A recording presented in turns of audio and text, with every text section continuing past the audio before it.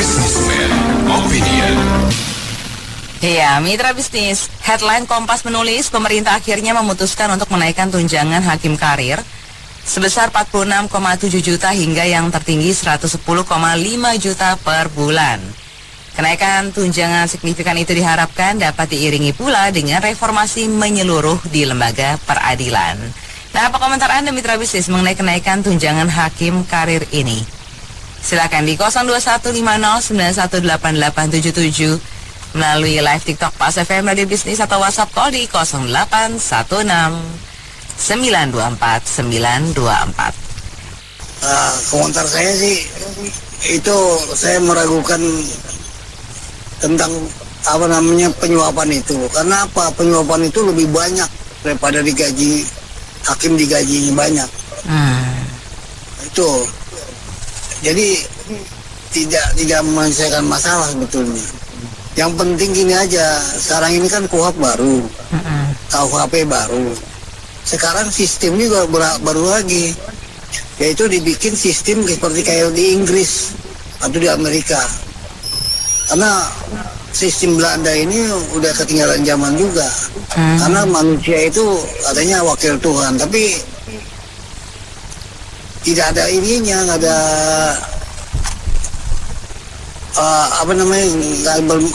nggak ada perubahan lah gitu. Nah, kalau memakai sistem Anglo-Saxon seperti Inggris atau di Amerika itu pakai dewan juri. Jadi pakai sistem dewan juri, yaitu jadi bukan tunggal hakim yang memutuskan, tapi yang memutuskan adalah juri. Nah, juri ini diambil dari orang-orang tokoh-tokoh profesional. Ya, karena kan ini baru semua nih. KUHP-nya baru, KUHP-nya baru. Jadi, hakim itu nggak mutlak seperti sekarang ini. Jadi harus ada dewan jurinya, dewan juri yang bisa menilai. Ya, di situ dewan juri itu berbagai macam latar belakang, namanya dari bidang sosiologi, ekonomi, politik, segala macam. Ada berapa orang itu. Jadi itu bisa objektif. Jadi bukannya tunggal hakim. Ini kan kita kan berhadapan dengan manusia itu banyak salahnya. Kalau lebih banyak orang yang terlibat, jadi di situ bisa objektif. Karena kalau satu kepala dengan dua kepala dengan tiga kepala itu berbeda. Kesimpulannya, pendapatnya berbeda. Makanya di dalam suatu organisasi selalu ada rapat. Karena rapat itu menyatukan pemikiran. Jadi situ ada perdebatan, ada kesimpulan dan segala macam. Saya pikir kalau gaji hakim dinaikin juga itu nggak menyelesaikan masalah. Yang harus diselesaikan adalah sistemnya harus dirubah. Jadi zaman Belanda itu udah jadul, udah nggak, karena KUHP udah diganti. Belanda punya diganti kemarin sama Pak Presiden Prabowo. Nah, sekarang diganti lagi sistemnya sistem Anglo-Saxon, sistem dari Inggris. India juga begitu modelnya. Yang jajan Inggris terus pakai sistem Inggris, kita sistem Belanda udah ketinggalan zaman. Terima kasih. Saya sih bukannya pinter atau gimana ngiri, ya nggak? So, paman saya, almarhum Yatiamkin kan bilang, dia berani ngomong, berarti dia ada bukti sering menghadapan sama tokoh-tokoh istilahnya penegak hukum. Ya nggak? Dia bilang hukum Indonesia itu kacau sebelum dia meninggal. Saya tanya dia, kenapa bisa kacau? Ya kamu nilai aja. Faktor apa kok bisa kacau hukum kita? Saya nggak bisa kasih putusan. Kalau memang kamu senang sama hukum Indonesia, kamu nilai. Benar nggak? Faktor apa? Sebab apa? Kedua kan ada pepatah kan dari almarhum ada, tahu dong? Nah, dia bilang Indonesia mah nggak usah pusing, semua bisa diatur kok. Diatur sama uang, jabatan, pengaruh, segala keyakinan bisa. So hukum kita kan di bawah ini keyakinan. Tentu saya berani ngomong kok. Ya hakim dikasih tunjangan percuma, mereka mengharapkan sabetan itu. Tetap minta sabetan ya. Iya sabetan. Coba lihat deh, saya nggak jelekin penegak hukum ya, memang nggak semua ada yang baik juga. Kamu lihat deh penegak hukum Indonesia kaya-kaya nggak toh? Nggak ada yang miskin kok, saya nggak jelekin.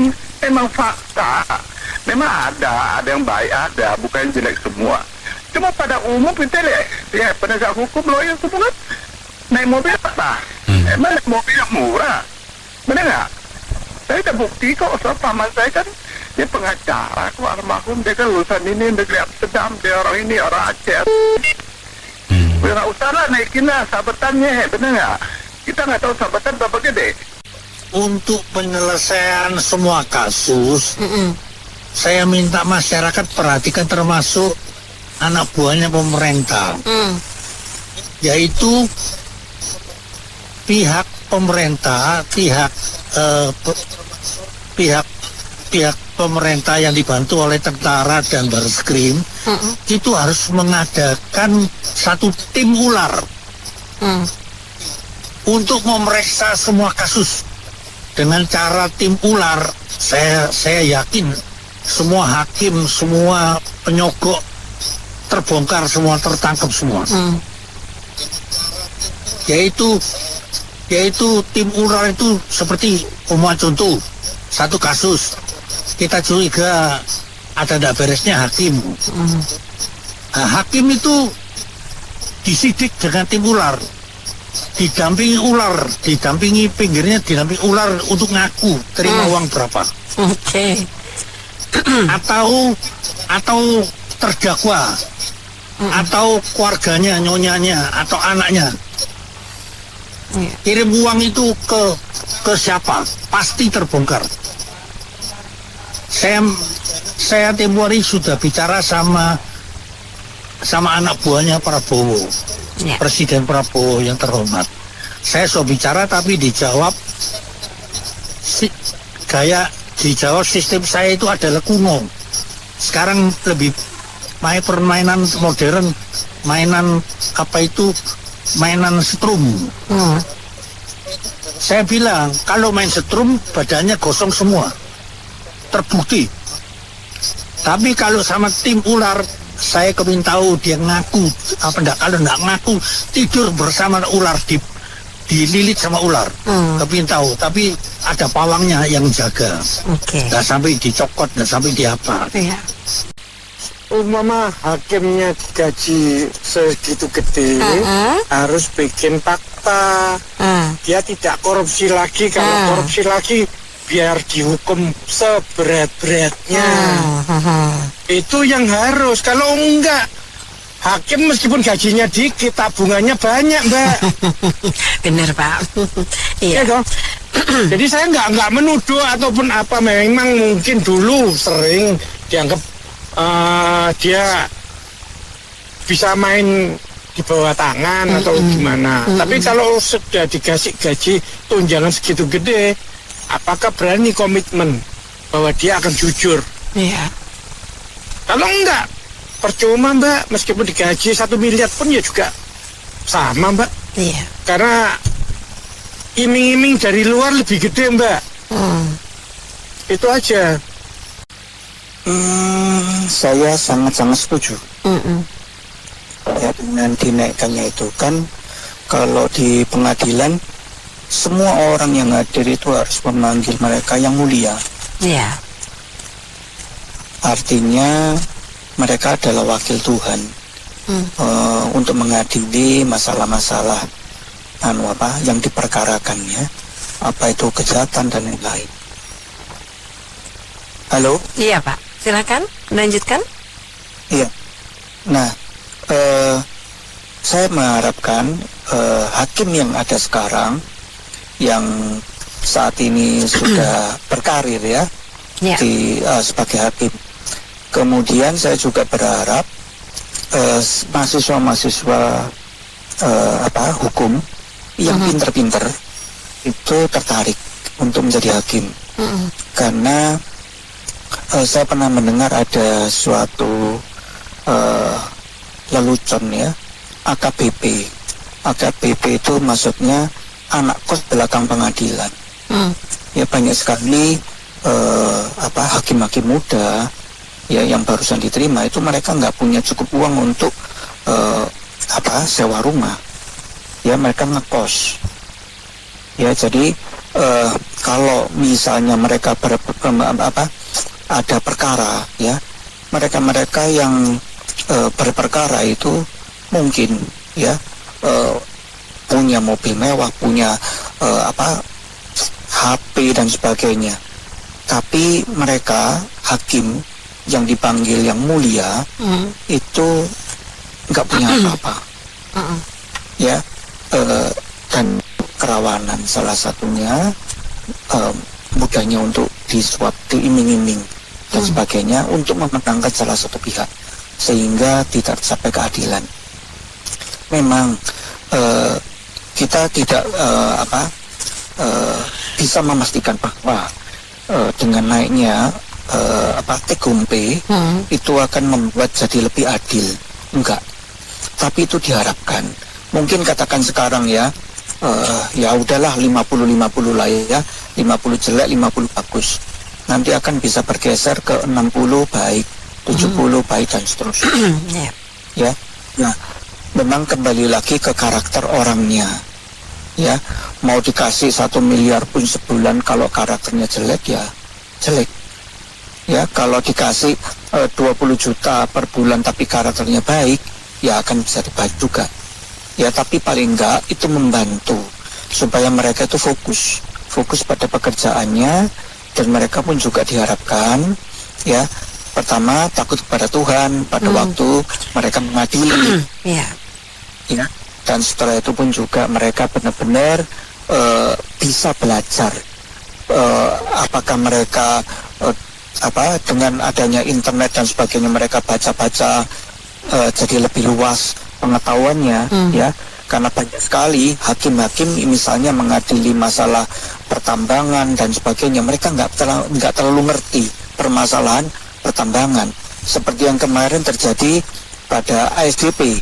Dia nggak ngerti bisnis perkapalan itu apa dan bagaimana, sehingga keputusannya masyarakat mengatakan ya ngawur. Ya, itu adalah salah satu dampak.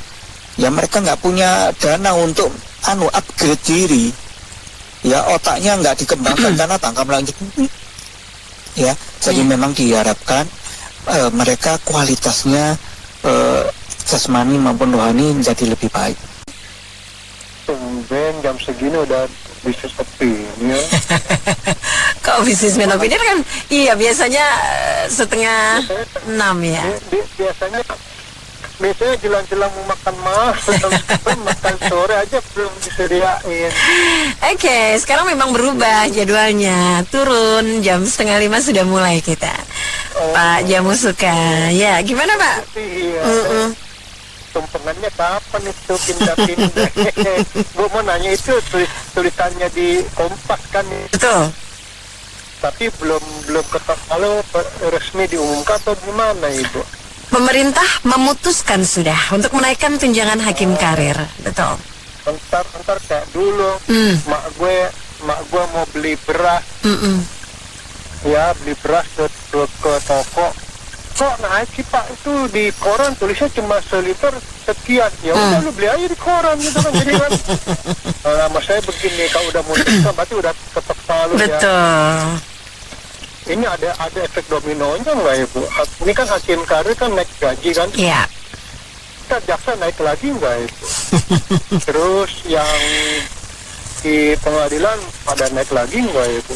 Ini kalau bicara naik gaji, ya bersyukurlah bisa meningkatkan performance-nya lebih bagus, lebih adil dan tidak terkontaminasi dengan ini ya korupsi dan lebih adil. Kita berharap demikian.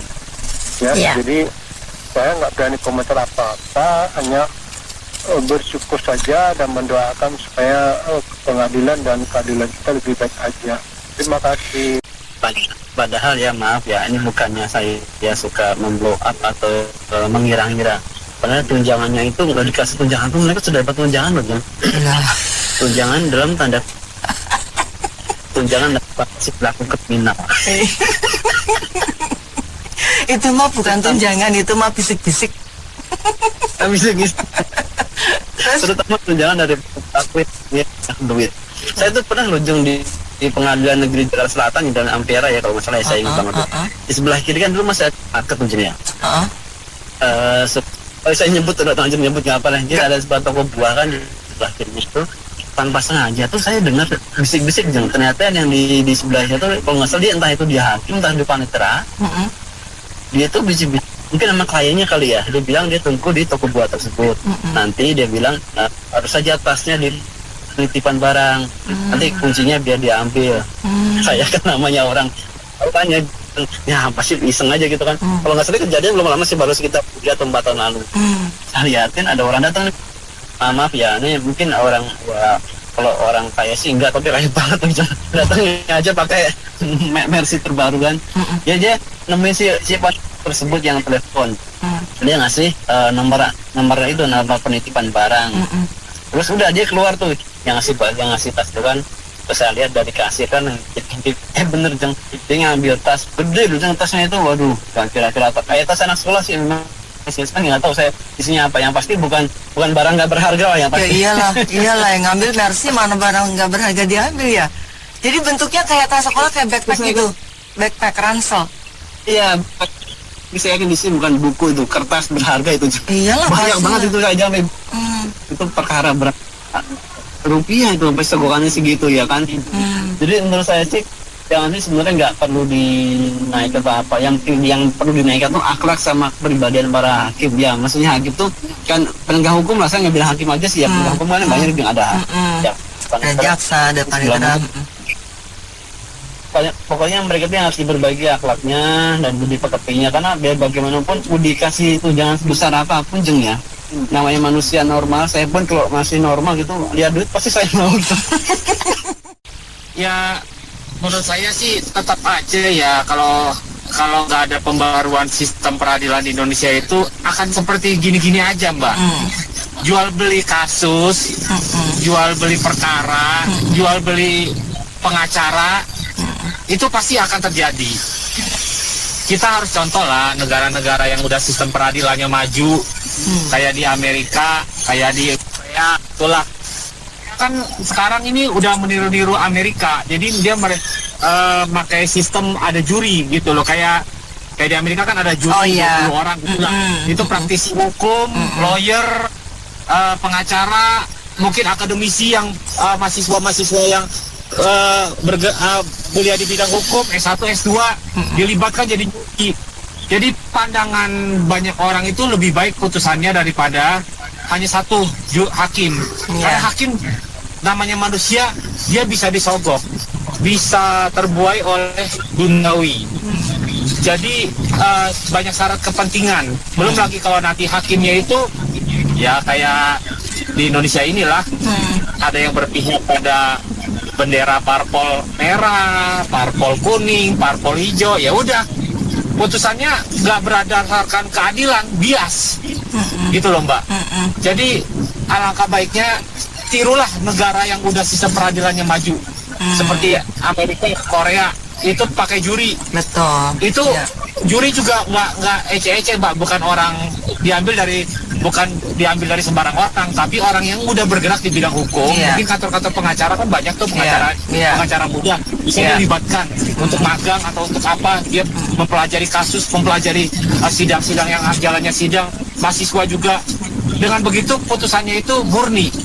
Ya, jadi juri itu menentukan, karena kan hakim itu bidang ilmunya kan cuma satu di bidang hukum. Tapi kalau misalkan ada juri, misalkan kasus penggelapan uang lah, perbankan, bisa diundang reaksi dari orang yang ahli keuangan, akuntansi, manajemen, di mana mereka adalah orang-orang yang independen, Pak Andri gitu ya. Jadi tidak terkontaminasi untuk sebuah kepentingan. Ya.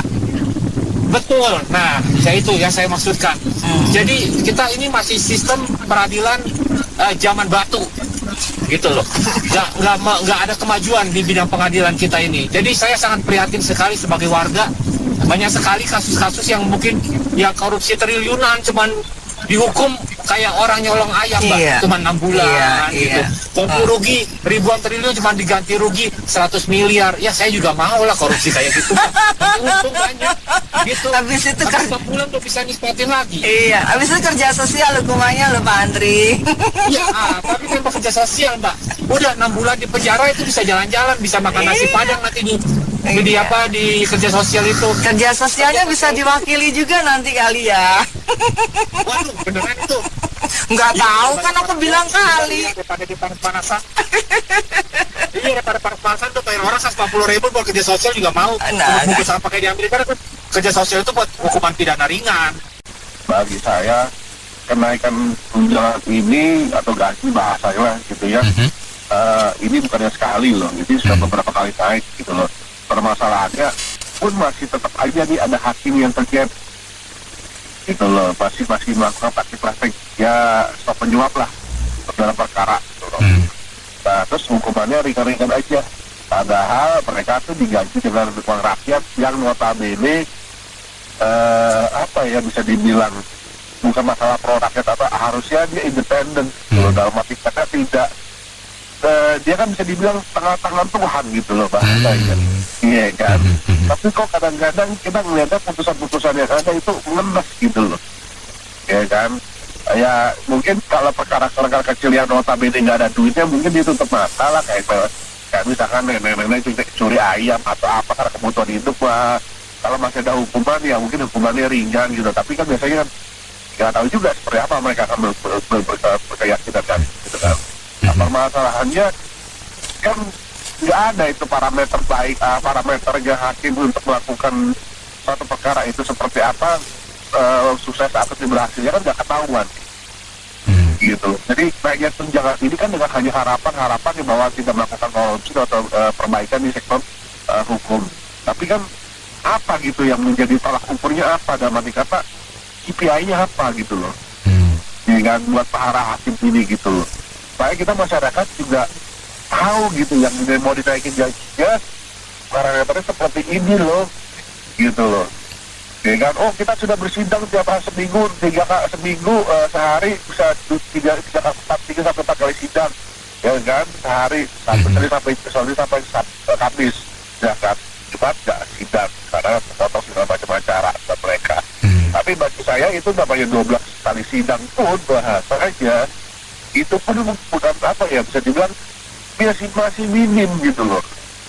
Ya kan, contohnya itu deh gitu loh. Terus parameternya mau jadi sukses atau nggak sukses itu apa gitu loh. Kan kita nggak tahu nih, dalam arti kata kayak contoh kasus segini deh, lagi misalkan ada kasus antara rakyat dengan pemerintah gitu kan. Mereka protes siapa? Sedangkan di satu sisi mereka bisa merasa digaji oleh pemerintah, tapi mereka juga satu sisi kan yang membayar semua biaya pemerintah ini kan sama rakyat. Ya, ini mau gimana buat mereka gitu. Jadi apa ya, mau dibilang mau mereka independen tapi ada kepentingan dengan pemerintah, tapi kata mereka juga PNS, kan? Mau dibilang pro rakyat, mereka kadang-kadang juga bilang apa ya, aduh rakyat gimana sih gitu kan, mengertilah. Kita tuh rakyat tuh cuma mengerti dulu, dan kita juga mau tahu gitu loh. Ayo timbulin deh parameternya apa sih tingkat keberhasilan dari suatu hakim gitu loh.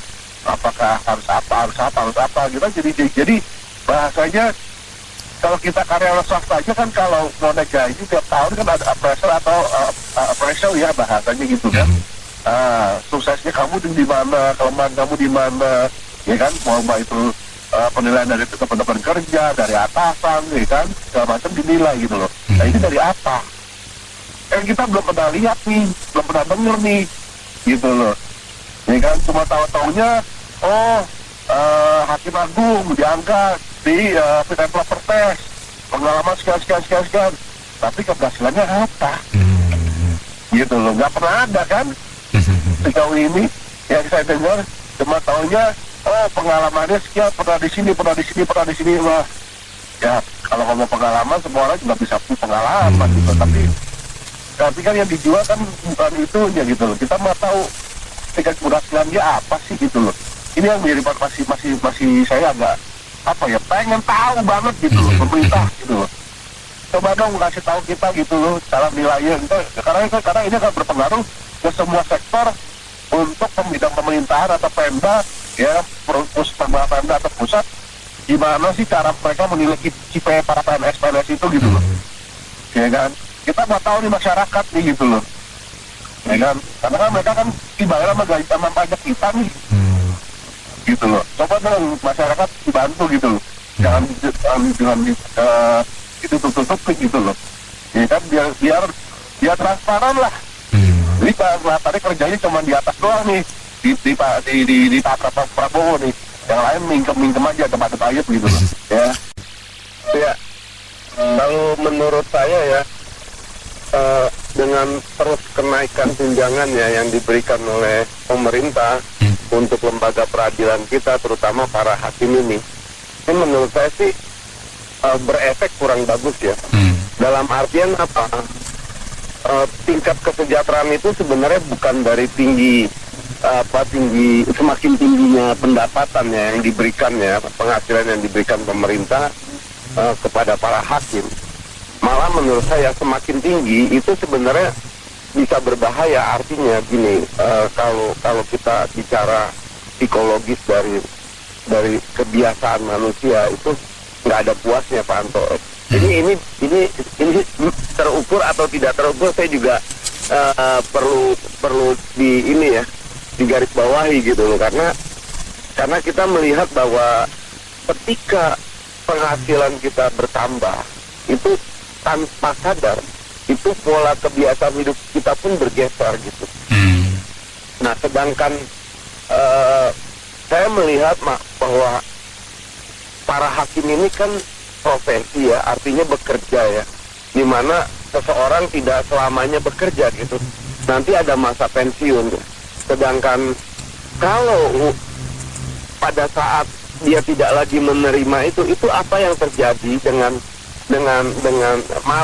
keluarganya, para anaknya ya, yang telah terlanjur menikmati penghasilan yang sudah tinggi gitu.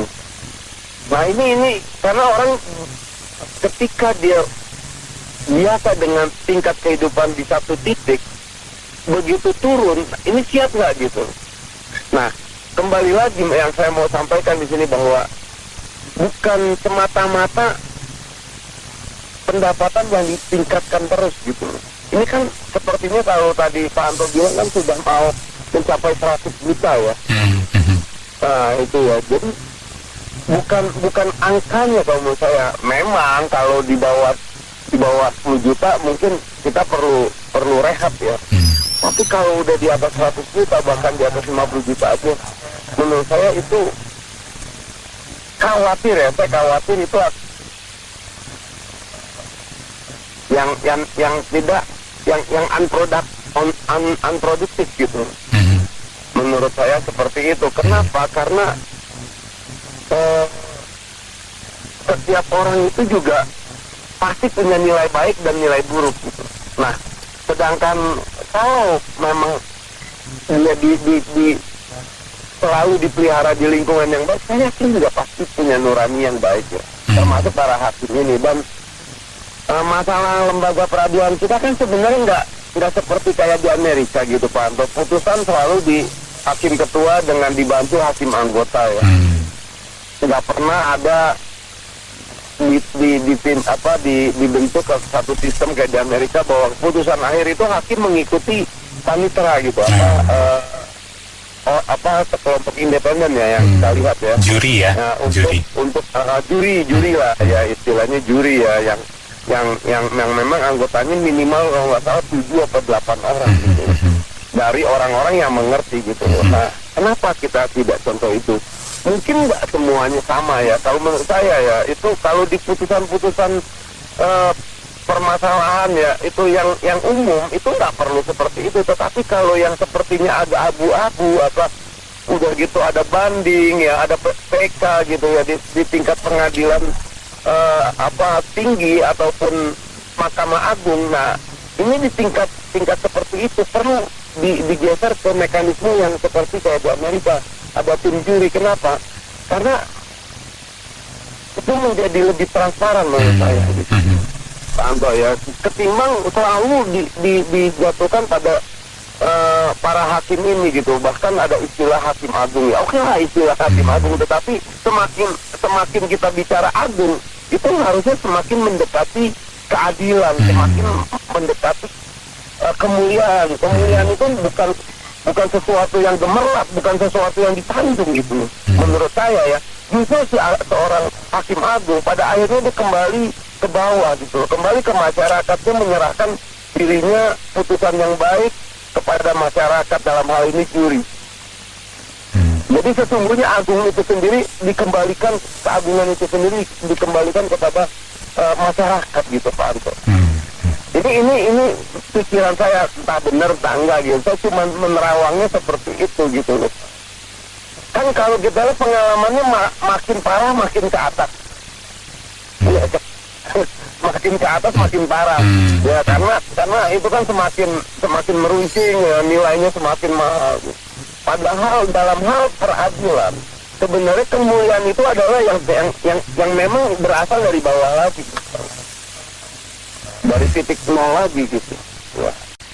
Saya mulai dengan pertanyaan. Apakah dengan kenaikan tunjangan maka keadilan akan ditegakkan? Itu betul, karena memang masalah utama selain korupsi di sini adalah law enforcement, ya toh? Betul deh? Akan? Iya. Jadi langsung saya jawab. Menurut keyakinan saya, tentu saja tidak begitu. Harusnya kamu stepnya nggak gitu. Tentu saja tidak. Gitu. Oke, terus. Menurut keyakinan saya, kenaikan tunjangan ini adalah mahar politik. Sehingga nanti ujung-ujungnya lembaga yudikatif akan tunduk dan mendukung pada kekuasaan. Ini menurut keyakinan saya, Kak. Yang bebas ya, menurut keyakinan masing-masing ya toh? Ya, iya. Menurut keyakinan saya bilang. Oke, terus. Pertanyaan saya, kapan tunjangan guru naik? Nah, itu tuh yang menyedihkan. Oh iya, Kak. Saya lupa, Kak. Di negara sawit, guru nggak penting, Kak. Kan nggak boleh pinter. Guru nggak penting dong. Iya, karena di negara sawit yang paling penting, Kak. Karena itu adalah anugerah dan sekaligus pohon yang ada daunnya. Harap mengerti. Buat saya gini, Kak, yang namanya undang-undang itu peraturan yang harusnya pertama kali diberlakukan kepada 1. Pejabat, 2. Elit politikus, 3. Elit parpol, terakhir aparat penegak hukum. Mereka dulu yang harus jalanin undang-undang. Karena pada dasarnya, menurut keyakinan saya, udah tahun baru, Kak. Undang-undang KUHP yang baru udah berlaku soalnya. Menurut keyakinan saya, merekalah adalah yang melanggar hukum paling banyak di negara ini. Kalau mereka itu sudah tertib, baru lanjut ke rakyat. Jangan dibolak-balik. Ya Kak ya. Presiden ngelawak mulu tiap hari. Ya kagak. Pakai bilang dia disogok lah. Pak bangun, dicariin Bobby tuh minta dielus. Mau dibilang disogok ngapain Pak, curhat Pak, kerja. Nggak perlu Pak. Kita nanya Bapak disogok apa kagak, kita juga tahu jadi presiden duitnya dari mana aja juga udah ketahuan. Nanti jangan ada Panama paper aja, nanti hambalang paper lagi di sini. Sampai hari ini saya nggak pernah lihat hakim yang dikorupsi dihukum mati, polisi yang korupsi dihukum mati. Yang ada hakim berprestasi ditembak mati, ingat nggak? Iya, itu betul. Salah satu pembunuhnya ada yang pernah adalah anak mantan presiden, ya kagak? Kita ini bisa lihat sekelas Mahkamah Konstitusi aja bisa ngelolosin seorang Gibran. Ini kan artinya apa? Peraturan diperkosa, dinodai secara brutal, dan ada yang ngedukung pula. Yang ngedukung ya pasti pendukung bapaknya lah. Kak, saya barusan nonton bagaimana di kampanye seorang Gibran itu seolah hebat mau membuli Mahfud. Ingat nggak greenflation? Dia pakai. Ternyata hari ini dia menjawab pertanyaan cengangak cenguk, nggak jelas. Masih ada yang bela, saya tahu ada yang bela. Lihat itu bagaimana seorang anak kecil ngebully. Itu ngebully itu di kampanye kita nonton. Hebat ya emang. Itu hasil pemerkosaan konstitusi.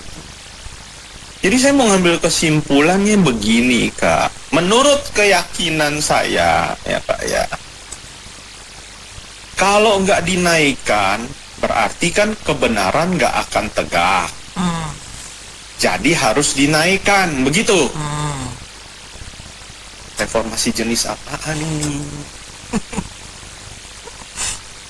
Yang namanya reformasi, hukum mati, tadi saya bilang, Kak, hukum mati itu semua mereka yang melek hukum, tetapi merekalah yang sejatinya melanggar hukum.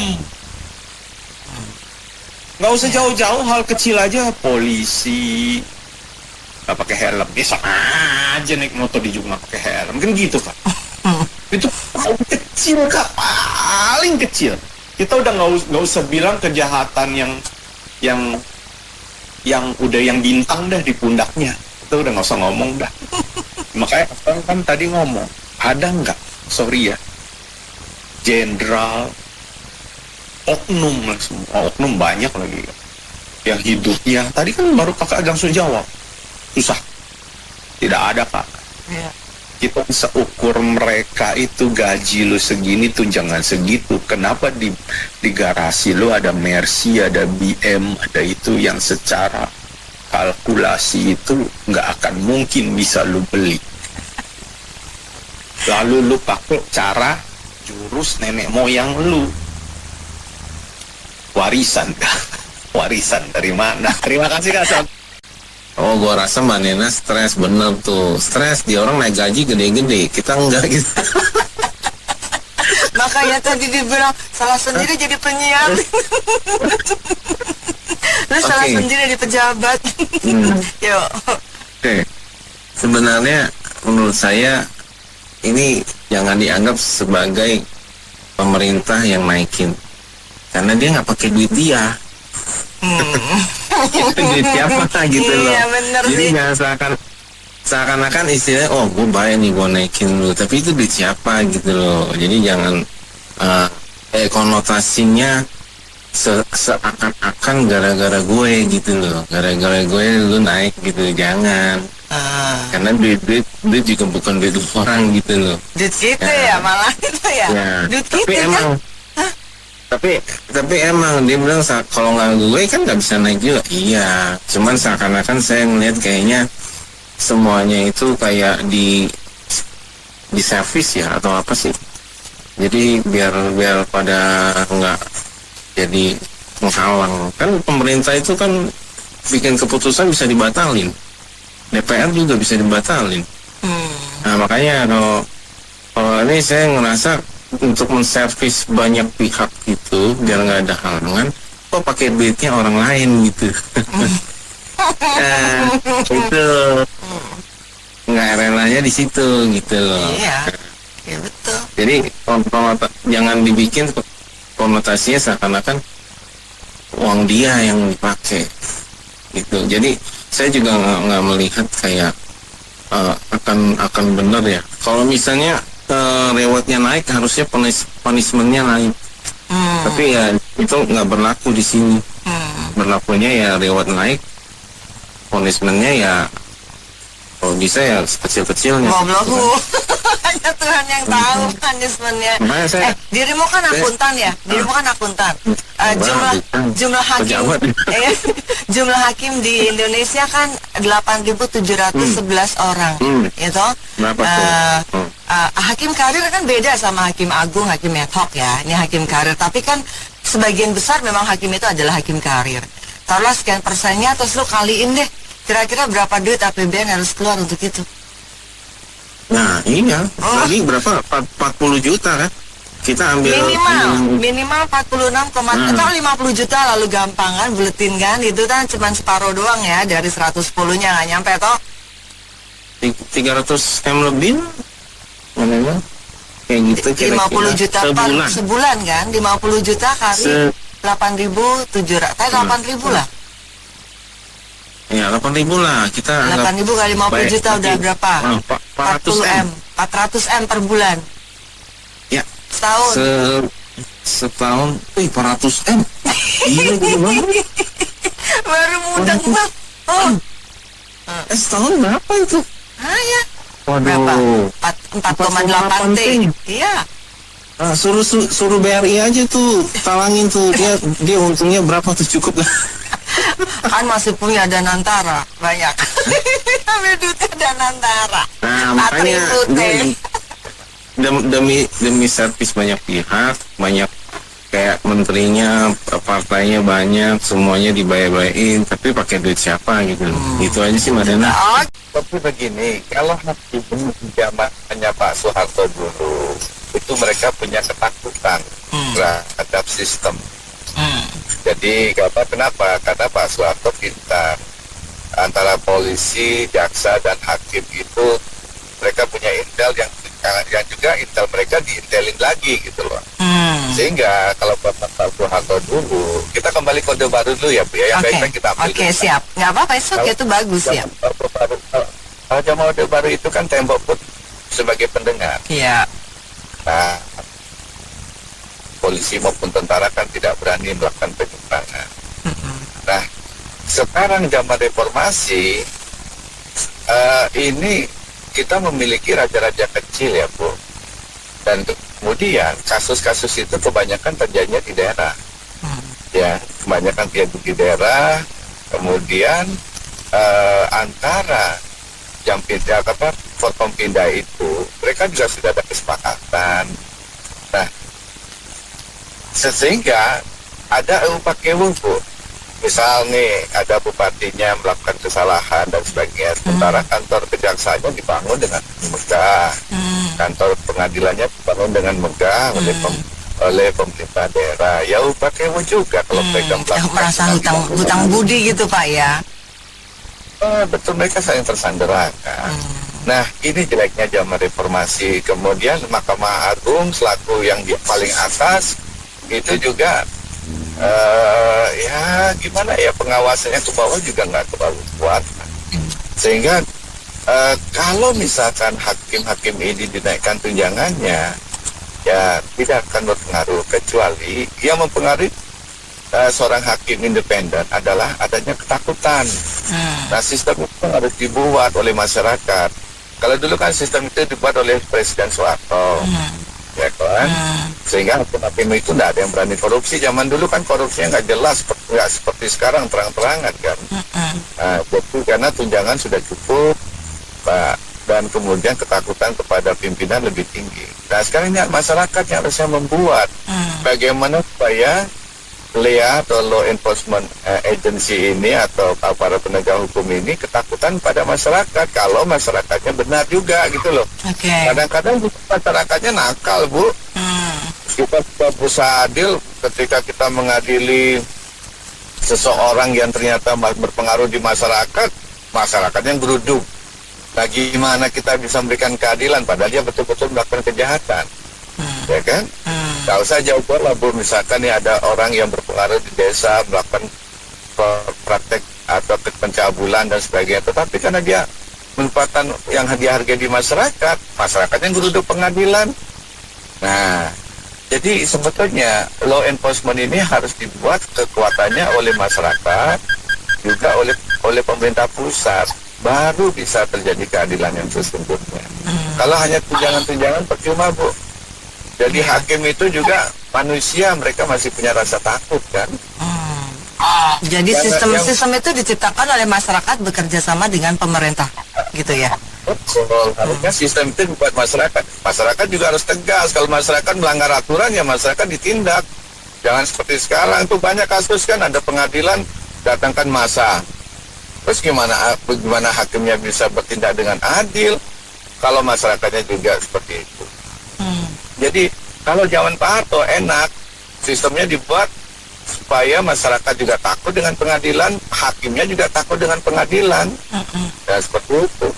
Itu yang harus diciptakan, Bu. Kalau misalkan hanya tunjangan nggak ada gunanya. Tetapi sistem ini harus dibuat. Bagaimana caranya supaya aparat penegak hukum ini takut dengan sistem itu sendiri. Jadi kalau zaman Pak Harto yang tidak bekerja dengan bagus kan langsung dibawa ke Papua kan, istilahnya kan didegradasi langsung ke Papua, ke Kalimantan, ke pelosok lah. Mereka yang tidak bekerja langsung dibuang. Jadi setelah dibuang di zaman Pak Harto itu sebetulnya bagus itu dilakukan kembali. Jadi memang pengadilan itu seharusnya menjunjung tinggi etika ya, norma hukum, etika itu didahulukan. Tetapi namanya manusia kadang-kadang kan bisa juga terpelosok. Nah kalau seperti topik hari ini, apakah tunjangannya dinaikkan? Ya nggak ada gunanya juga tunjangan dinaikkan kalau sistem tidak dibuat sedemikian rupa. Itu saja dari saya. Bagaimana caranya sistem ini bisa menyuarakan ke masyarakat, ayo kita bikin sistem keadilan yang betul-betul adil, justice for justice, bukan justice for siapa yang bayar gitu loh, Bu. Karena masyarakat juga melakukan yang sama. Masyarakat juga bisa geruduk-geruduk Pak Hakim itu loh, Bu. Kan itu nggak benar juga. Artinya itu semua dimulai dari diri kita masing-masing ya sebagai masyarakat, kemudian saling bergandeng tangan untuk menciptakan justice for justice itu. Betul, Ibu, itu harus diciptakan. Jadi gimana caranya Pas FM ini kan saya hampir tiap hari ngikuti ya. Gimana caranya supaya suara-suara yang dibuat oleh Pas FM ini bisa didengar juga oleh aparat penegak hukum yang berkepentingan di atas, pemegang ya, seperti itu. Jadi supaya kita tidak bersuara di kita tidak hanya bersuara di langit tetapi tidak menyentuh dasar gitu. Betul, setuju. Nggak ngaruh. Yang paling penting diperbaiki mentalnya. Mentalnya, oke. Di karakternya harus benar dia hakim, wakil Tuhan. Mau berapapun dikasih, kalau memang mentalnya mau korupsi aja, kolusi aja. Ada orang yang gajinya 5 juta cukup, ada anaknya, ada istrinya, happy. Ada yang gajinya berapa ratus juta, direktur utama Pertamina, korup, timah korup, betul nggak? Hakim itu mestinya dia berpikir bahwa saya orang yang dipercaya, berarti saya harus jujur, mewakili Tuhan. Iya, jadi nggak pengaruh itu, ya. Apa yang dikasih gede-gede seperti itu? Yang UMR saja 5,7 juta ya. Itu mereka cukup saja, nggak korup. Coba dulu diganti. Mereka yang jadi 5,7 juta gajinya, rakyat dikasih jadi puluhan juta, 108 juta. Ya, mestinya mereka berpikir di situ, ya. Dia harus menegakkan hukum yang setegak-tegaknya.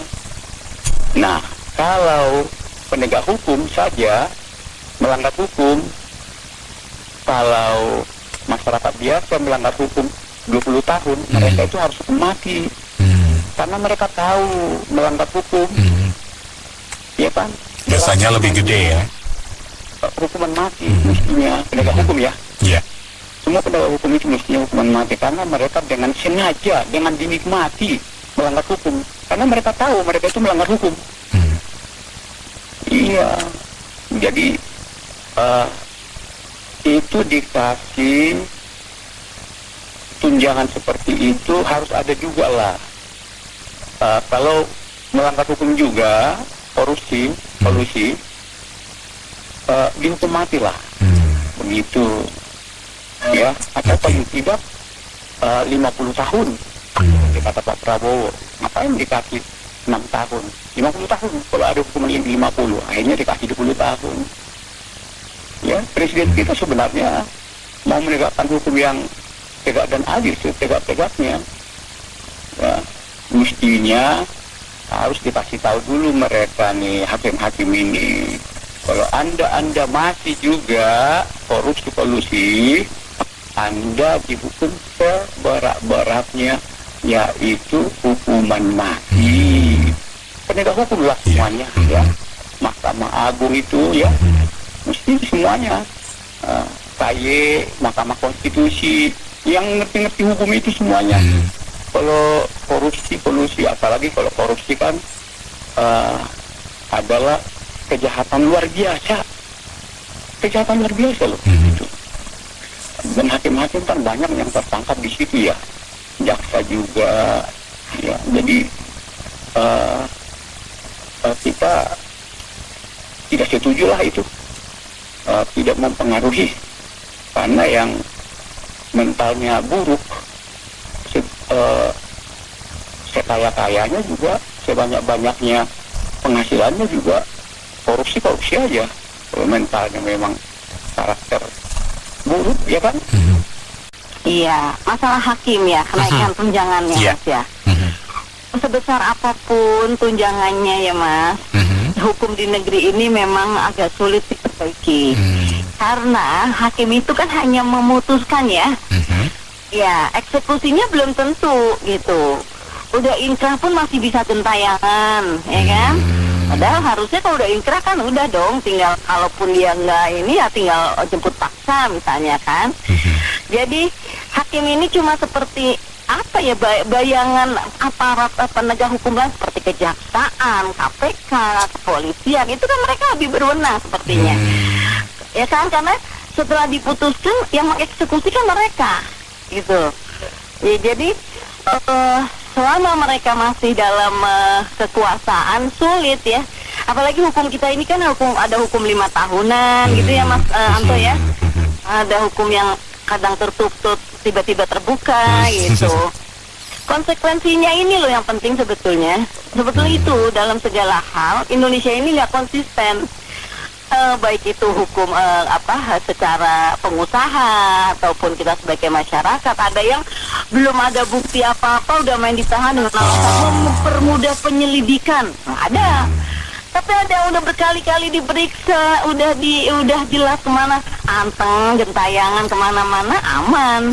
Ada yang baru diisukan udah dicekal, ada gitu loh Mas. Jadi mau berapapun tunjangannya sih nggak ngaruh ya sama kualitas hasil putusannya gitu ya, karena dia toh hanya memutuskan gitu, tergantung pesanan lah ya, by design itu juga di Indonesia kan terjadi ya. Hakim juga kan seperti karir itu kan juga takut dipecat juga Mas, sama aja sama kita. Meskipun memutuskan tapi masih agak-agak menerima lobby-lobby gitu ya. Betul, lobby dan ya wes pasrah, gue mutusin begini ya, mau dieksekusi mau enggak, nah nanti ada PK ada dan lain-lainnya jujur lagi dia yang penting tugas melaksanakan tugas aja. Udah keputuskan begini, dan itu kejadiannya banyak kok, terutama untuk anak-anak pejabat itu kan mudah banget untuk lolos dari hukum kan ya, untuk dalam pelukan koalisi itu kan juga banyak ya lolos. Jadi aku sih nggak yakin kalau kenaikan tunjangan memperbaiki kualitas hakim sih enggak lah ya, seperti enggak. Mentalnya yang perlu diperbaiki bukan tunjangannya, tapi siapa yang bisa. Ini masalahnya, mental kita itu terlanjur dari atas ke bawah Mas ya. Saya nggak mau bilang semua, kalau semua termasuk saya berarti.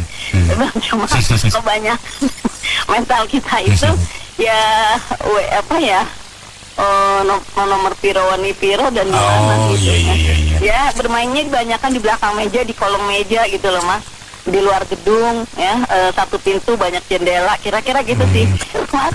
Banyak PR, harus diputusin relasinya sepertinya memang ya. Makasih Mas. Selamat siang, Mbak Anissa. Dengan Ibu Vina? Iya, Mbak Iya, silakan Bu Vina. Saya baru sempat ini siang ya. Iya, nggak apa-apa. Mbak Anissa, Iya. itu tunjangan hakim ya yang mau dinaikkan ya? Iya. Kalau nggak salah kan waktu Oktober 2 tahun yang lalu, kayak 2024 itu kan juga gajinya dinaikkan ya, kan mereka demo ya kalau nggak salah ya.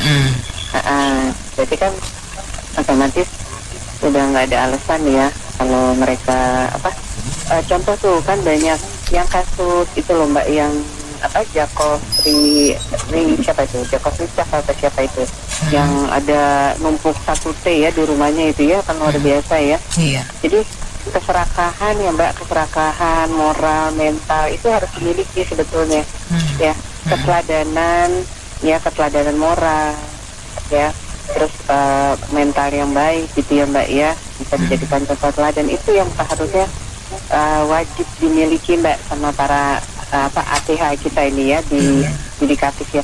Mereka sebetulnya mereka nggak takut Tuhan Mbak, mereka kan disumpah sama kitab suci masing-masing ya. Tapi ya itu tadi serakah ya, keserakahan. Jadi ya, nah kalau kan ada Dewan Pengawas sebetulnya kalau di yudikatif ya, KY ya, Komisi Yudisial. Jadi seharusnya begini, tunjangan karir atau tunjangan apapun ya, itu diberikan seandainya mereka berprestasi. Nah, berprestasi apa? Kalau ada kasus ya extraordinary crime gitu, misalnya maling itu loh, garong koruptor lah ya, saya nggak bilang itu koruptor, kayak terlalu ini ya, garang-garong anggaran negara gitu ya, APBN, lalu juga badan narkoba, teroris, itu kalau mereka bisa putuskan hukuman mati ya, itu baru diberikan harusnya tunjangannya Mbak. Ya kalau nggak percuma Mbak, itu APBN kita bocornya udah kemana-mana ya. Jadi apakah apakah APBN kita sebesar itu kah untuk membayar? Jadi jangan sampai membayar tunjangan-tunjangan ini percuma Mbak kalau mereka tidak ada prestasi gitu.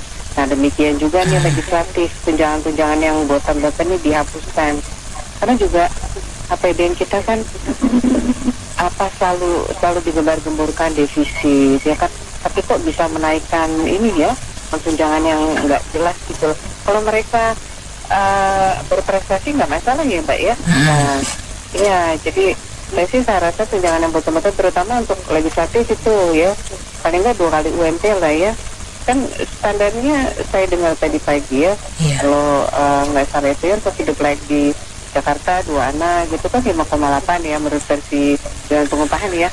Nah legislatif juga gitu ya, paling nggak 2 kali UMP, 3 kali UMP udah cukup lah saya rasa. Ya jadi nah ininya yang membuat kita nggak pernah menjadi negara maju ya, kan pemerataan kesenjangan distribusi untuk penghasilan itu belum berkeadilan Mbak ya. Jadi masih berkembang, terus melatih mawar anggrek dan lain-lain. Jadi ya Mbak ya. Jadi ini perlu dicermati. Tunjangan itu diberikan kalau mereka seperti reward lah ya. Kalau mereka berprestasi baru diberikan. Kalau enggak ya buang-buang anggaran lah saya rasa. Ya mungkin gitu aja ya. Iya, selamat siang. Silakan. Saya setuju ya dengan pendapat sebelumnya Ibu Vina. Memang kalau hakim nggak berprestasi itu ya nggak perlu dinaikkan ya. Ibaratnya kalau kita kan udah tahu ya, kalau di perusahaan swasta itu kalau kita berdasarkan kinerja, terus ada penilaian dari atasan, baru dia berhak menaik jabatan atau naik gaji atau naik hal-hal yang lainnya. Nah mungkin kan hakim kan udah ada gaji ya. Iya. Dan juga kita agak susah ya kalau menilai hakim itu, kadang prestasinya itu bukan dinilai dari prestasi benar-benar, tapi karena kadang prestasi itu dinilai dari prestasi mana yang bisa membantu parpol A, parpol B, parpol C gitu. Jadi akhirnya yang mana yang bisa memuluskan kebijakan pemerintah yang walaupun kadang nggak pro rakyat itu bisa diluluskan undang-undangnya atau putusan pengadilannya itu yang mendukung pemerintah itu kadang dinilai kinerja bagus gitu. Padahal itu jelas-jelas merugikan rakyat gitu. Jadi kadang susah nilai kinerja hakim itu. Jadi menurut saya yang paling ideal itu adalah tadi udah saya tekankan bahwa mungkin contoh negara maju di mana itu ada juri. Nah, juri itu yang beranggotakan para ahli profesional, akademisi, mungkin bisa dosen atau orang-orang yang udah pengalaman di bidangnya tertentu, misalkan kasus hukumnya perbankan ya, didatangkan ahli akuntansi, ekonomi, manajemen yang untuk menilai putusan mendukung putusan hakim. Jadi bukan mendukung sih, dia memutuskan, juri itu memutuskan, hakim cuma mengesahkan saja. Di negara maju seperti itu. Kalau di Indonesia mungkin ya bisa dinilai hakim kinerja hakim itu bisa nilai mungkin dari misalkan yang ada satu kasus yang merugikan negara misalkan 1 triliun, oke lah hakim itu misalkan bisa mengembalikan aset negara mungkin misalnya 1 triliun kasusnya, mungkin dia dapat komisi apa 10%, apa 15% dari putusan pengembalian uang yang berhasil dikembalikan oleh negara. Nah, mungkin 1M, mungkin bisa hakim itu mungkin bisa mengembalikan kerugian negara itu 1 miliar, ya mungkin dia dapat 150 juta. Nah, mungkin itu lebih berkeadilan gitu loh, daripada kinerja yang menurut saya abal-abal gitu. Jadi di mana keputusannya itu bukan berpro pada keadilan, tapi berpro pada pemerintah. Yang jelas-jelas itu tidak berpro pada rakyat dan putusan keadilan. Menurut saya gitu ya Mbak ya. Jadi hakim itu sangat subjektif, nggak bisa dinilai berprestasi atau enggak. Tapi di prestasi itu bisa dinilai jika ada kerugian yang dikembalikan oleh negara berapa, dia mendapatkan komisi. Jadi harusnya seperti itu saja, biar hakim juga kinerjanya bisa dilihat oleh masyarakat. Gitu, terima kasih. Oke, baik. Terima kasih banyak Pak Andri atas opininya. Oke, mitra bisnis, kami cukupkan sampai di sini dulu sesi Businessman Open untuk kali ini. Terima kasih sudah berpartisipasi. Saya Anita Wijaya.